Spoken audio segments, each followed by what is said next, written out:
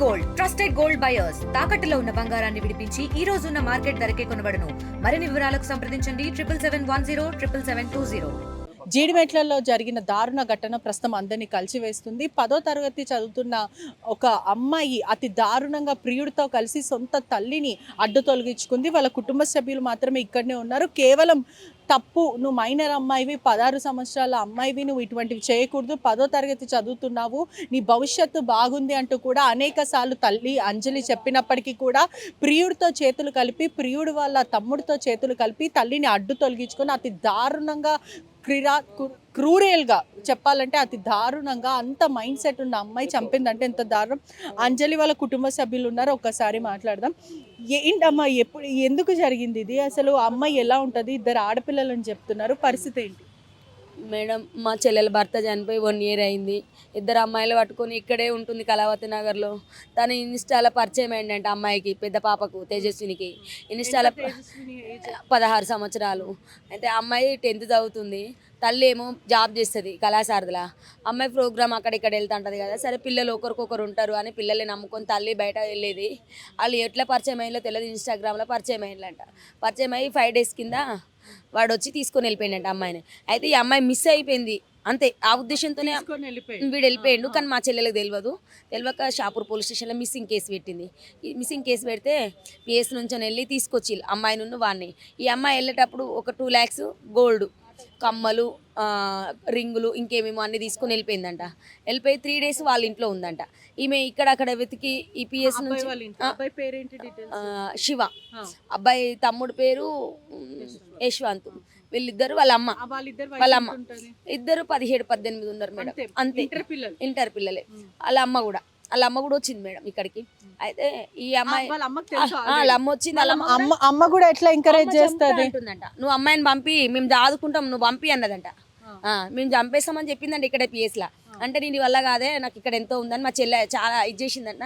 అయితే 3 days వాళ్ళ ఇంట్లో ఉంది కదా, 3 days నుంచి ఇంట్లో ఉంటే ఏం ముట్టుకోకుండా ఏం చేయకుంటున్నారు. అరే పిల్ల పరిస్థితి ఏంది అని సిఐ గారితో, ఎస్ఐ గారితో అందరితో సలహా తీసుకొని మాట్లాడింది. సార్ వాళ్ళు కూడా మంచి సహకరించి అమ్మాయికి టెస్ట్లో పంపిల్లంట.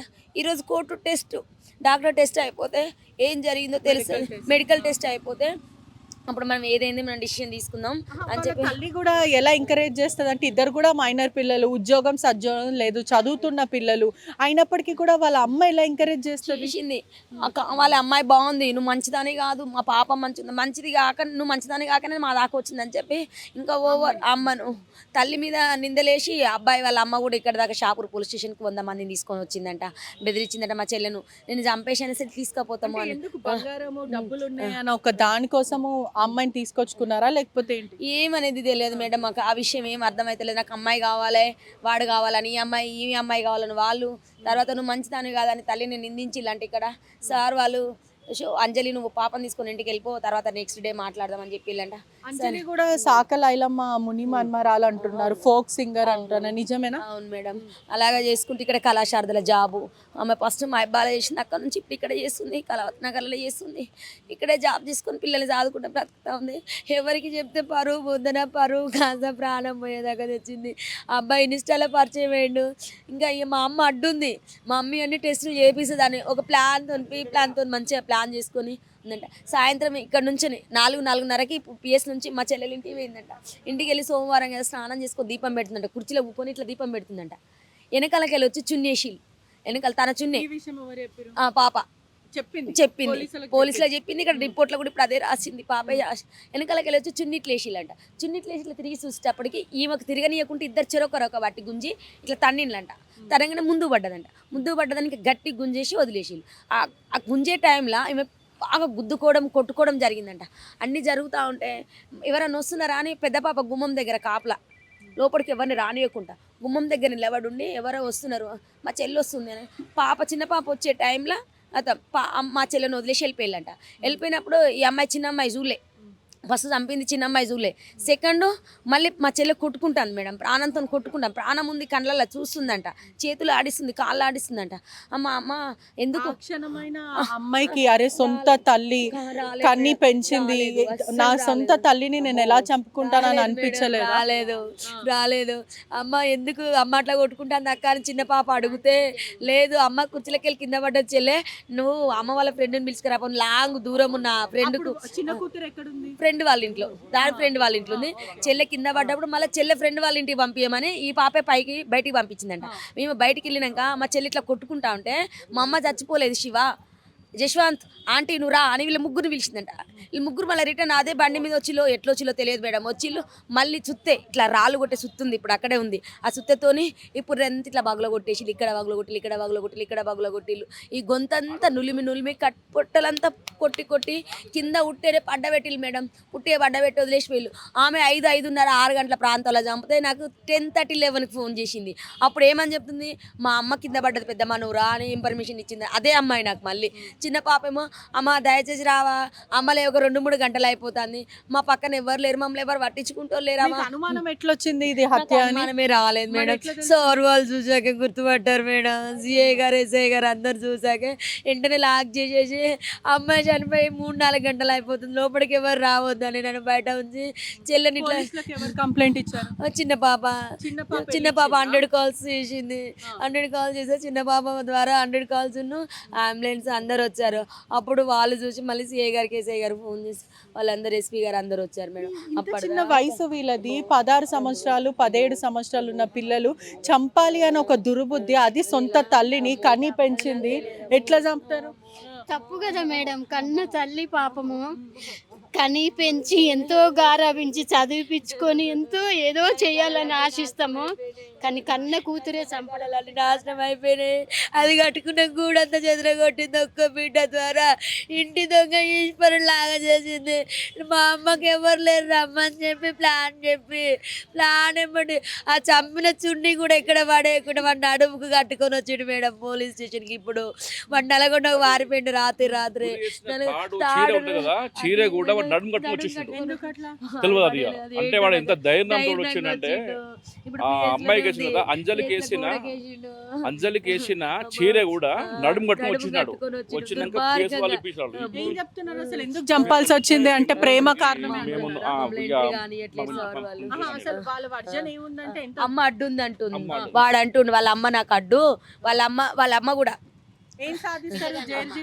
ఆమెను చంపితే మాకు ఏ అడ్డుండ మేము తీసుకెళ్ళిపోతామని అది అన్నది. వాడన్నాడు ఆ పిల్లడు మొత్తం వాళ్ళ ముగ్గురు జైలు జీవితం గడుపుతారు కదా, మంచి భవిష్యత్తు ఉంది చదువుకోమని. ఆ తల్లి కూడా ఏం చెప్పిందమ్మా అసలు? మంచి మొన్న వెళ్ళిపోయింది కదా ఇంట్లో నుంచి, ఏం చెప్పింది? నీకు మంచి భవిష్యత్తు ఉంది, చదువుకోవాలి బిడ్డ, మంచిగా చదువుకొని జాబ్ చేయాలి, ఇలా చేస్తే లోకం ఒప్పుకోదు కదా, ఈ సమాజానికి ఏజ్ కాదు కదా, నీకు ఏజ్ ఉంటే నేను పెళ్లి చేసేదాన్ని, నేను ఇలా చేసి ఏజ్ వచ్చినాక చేస్తాను, నీకు ఏజ్ లేదు బిడ్డ, ఇప్పుడు నేను అందరికి ఎలా చెప్పాలి, నువ్వు ప్రెగ్నెన్సీ అయితే ఎలా పాలిస్తావు, ఆ పిల్లని ఎలా చేస్తావు, నువ్వే చిన్న పాప కదా, ఇది నీకు కరెక్ట్ కాదని మందలించింది తప్ప తను ఒక దెబ్బ కూడా కొట్టలేదంట మేడం. అది కొట్టే సిచ్యువేషన్లో లేదు, అది అన్ని విధాలుగా కుంగిపోయింది మేడం. అది ఇంతమంది ఫ్రెండ్స్కి చెప్పలేదు, ఆ జాబ్లో కూడా ఎవరు చెప్పలేదు, అది ప్రపంచానికే తెలియద్దు అనుకున్నది.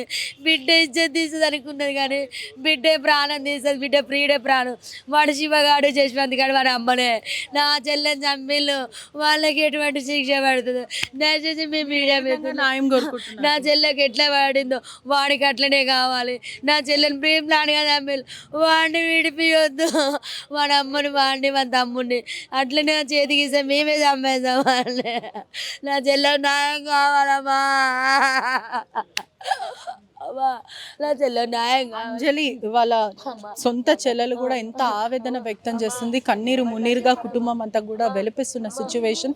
కేవలము మైనర్ అమ్మాయి, నీ భవిష్యత్తు చాలా ఉంది, నువ్వే చిన్న పిల్లవి, ఇప్పుడు పెళ్ళి ప్రేమ అని వెళ్ళిపోతే నీకు ఒక బిడ్డ పుడితే నువ్వు తనని సాదుకోలేవు, నీకే చదువు రాదు, నువ్వే 10th క్లాస్వి, నీ కాళ్ళ మీద నువ్వు నించోలేని పొజిషన్లో ఒకవేళ నీకు చిన్న పాప పుడితే తనని నువ్వు చూసుకొని కూడా చూసుకోలేవు అంటూ కూడా ఆ తల్లి ఎంతో నచ్చజెప్పే ప్రయత్నం చేసినప్పటికీ కూడా వినకుండా ఇద్దరు ఎవరైతే శివతో పాటు జస్వంత్ ఇద్దరు కూడా ఇంటర్మీడియట్ చదువుతున్నాడు, ప్రియుడితో పాటు ఉన్న తమ్ముడు తేజశ్రీ ముగ్గురు కలిసి కూడా తేజశ్రీ తల్లిని అతి దారుణంగా ఉరివేసి మరి చంపారు. చనిపోకముందు ఇంకా ఊపిరింది అని రియలైజ్ అయిన తర్వాత రాడ్తో అతి దారుణంగా కొట్టి చంపారంటే ఎంత క్రూయల్ మైండ్ సెట్ పిల్లలది అంటే.